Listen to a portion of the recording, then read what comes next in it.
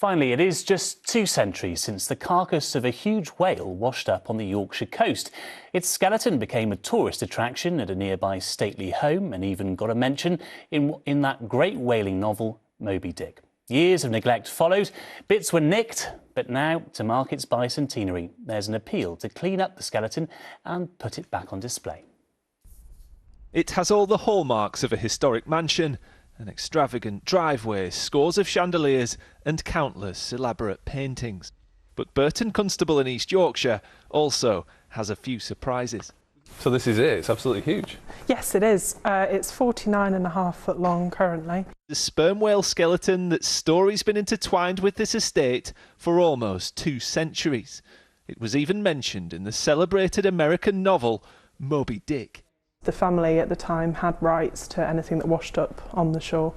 So Thomas Aston, Clifford Constable, had it brought here. It attracted visitors, one of whom wrote a paper about it which inspired Herman Melville to write an extract. It would be special to have a whale skeleton here anyway, but the fact that it's linked to Moby Dick is brilliant. The whale washed up here at Tunstall on the Yorkshire coast on the 28th of April 1825. It became a source of local fascination, so much so that a Hull physician studied it in what was a scientific first.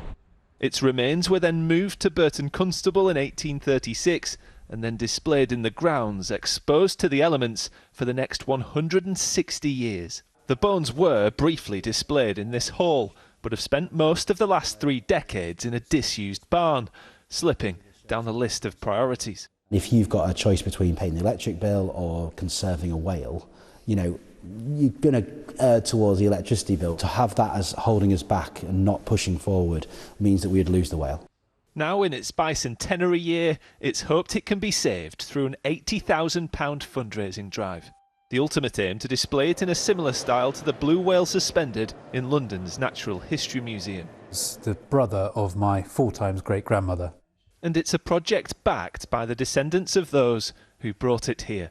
We've got our own Melville inspiration here. I think it's wonderful to celebrate that. People here say by reviving an artefact forever recognised in print, they hope future generations too can meet this historic home's most revered resident. Jonathan Brown, News at 10. Well, hopefully that leaves you with some slightly less terrifying dreams tonight.